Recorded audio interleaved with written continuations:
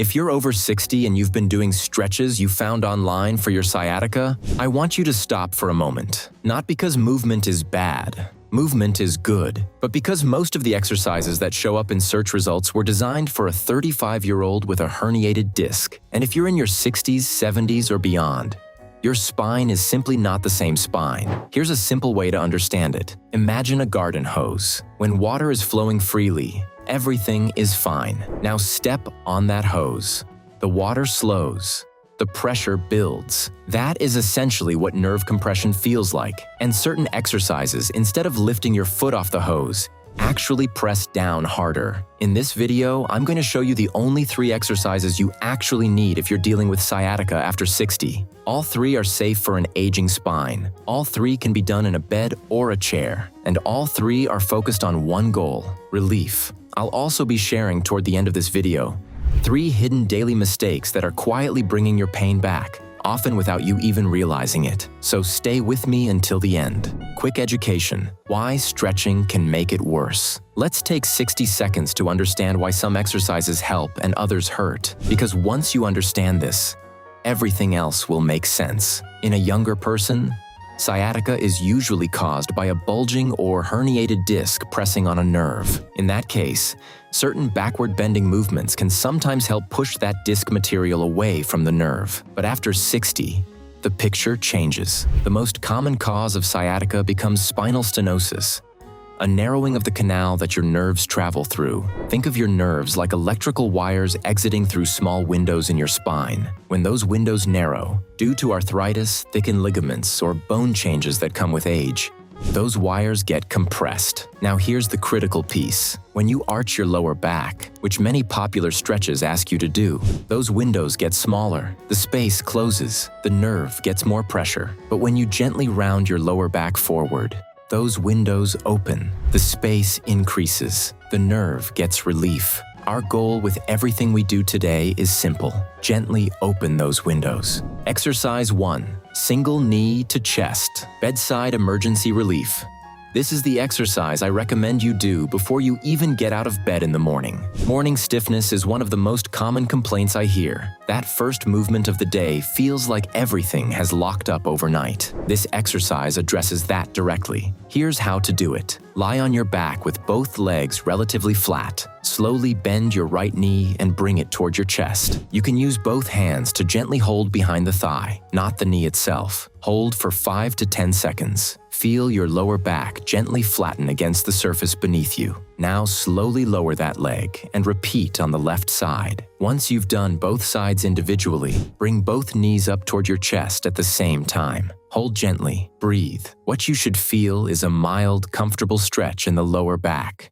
Not sharp pain, not shooting sensations down the leg. If you feel that, we'll talk about what to do in a moment. Why does this work? When you bring your knees toward your chest, you reverse the lumbar curve. You flatten and slightly round the lower spine. This is exactly the position that opens those nerve windows we talked about. It decompresses the facet joints, reduces pressure on narrowed areas, and gently stretches the muscles that have tightened overnight. Do this for 2 to 3 minutes every morning before you stand up. Exercise 2. Windshield wipers. Joint lubrication. This one is gentle, almost meditative, and it does something very specific. It hydrates your spinal discs and lubricates the small joints in your lower back. Here's the setup. Lie on your back with your knees bent and your feet flat. Place your feet slightly wider than hip width apart. Extend your arms out to the sides like the letter T. This keeps your upper body grounded. Now slowly let both knees drop together to the left. Don't force it. Don't rush. Let gravity do the work. Hold for a breath or 2, then bring the knees back to center. Then slowly drop them to the right. Return to center. The cue I give patients for this is simple. Move as slowly as if you were rocking a sleeping baby. Any faster, and you lose the benefit. Repeat this 8 to 10 times in each direction. What's happening biologically? Your spinal discs don't have a direct blood supply after childhood. They rely on movement, specifically gentle, rhythmic movement, to draw in fluid and nutrients. This exercise creates that pumping action. It also gently mobilizes the sacroiliac joint and lumbar facets, which in stenosis patients are often stiff and inflamed. Lubrication reduces friction. Reduced friction means less pain signal. Exercise 3. The diver.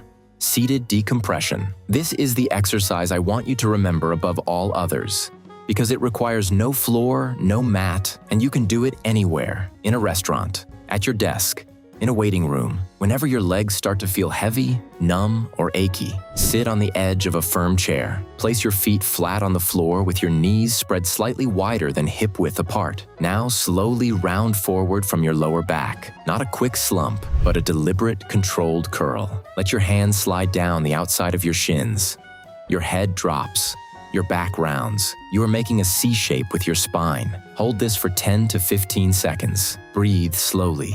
As you breathe, imagine that each exhale allows gravity to gently pull your vertebrae apart, creating just a little more space between each level of the spine. Slowly sit back upright. Repeat 2 or 3 times. This position creates what's called flexion-based decompression. For a stenotic spine, this is one of the most immediately relieving positions you can adopt. It's why people with spinal stenosis often feel better leaning on a shopping cart. That forward lean opens the spinal canal. The diver harnesses that same principle in a controlled, deliberate way. If this video is helping you understand your pain better, I'd ask you to consider liking it. Not for my benefit, but because it helps other people dealing with sciatica find this information.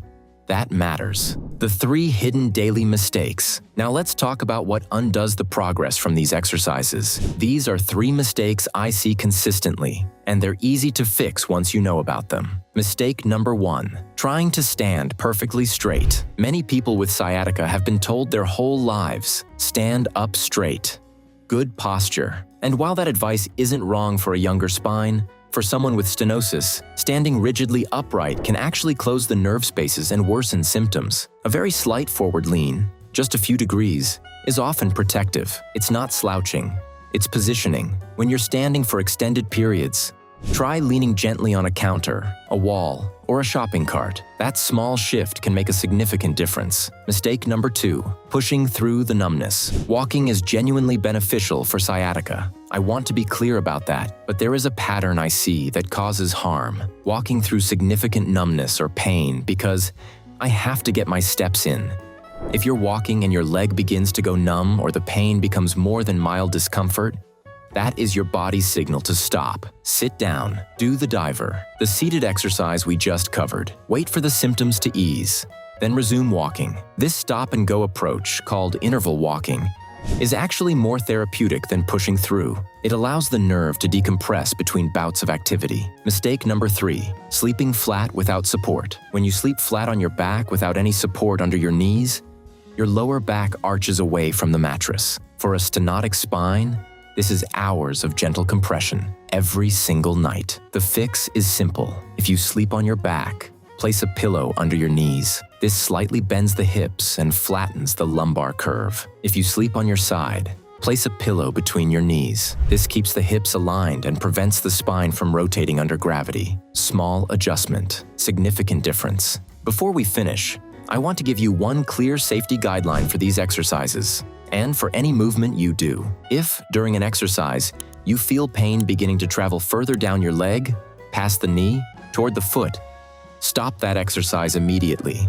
That is a signal that something is increasing nerve pressure rather than relieving it. Every movement we do should either make you feel better or at minimum feel no different. If it consistently makes things worse, that's important information. It may mean your situation needs a more personalized assessment from a physiotherapist or spine specialist. These exercises are safe for the vast majority of people with age-related stenosis and sciatica, but your body is the final authority. To summarize what we covered today, the single knee to chest, your morning routine, done before you get out of bed, windshield wipers, gentle joint lubrication, done slowly and deliberately, the diver, your anywhere, anytime decompression tool, and 3 daily habits to correct: avoiding rigid upright posture, stopping before symptoms escalate on walks, and supporting your spine while you sleep. You don't need a complicated program.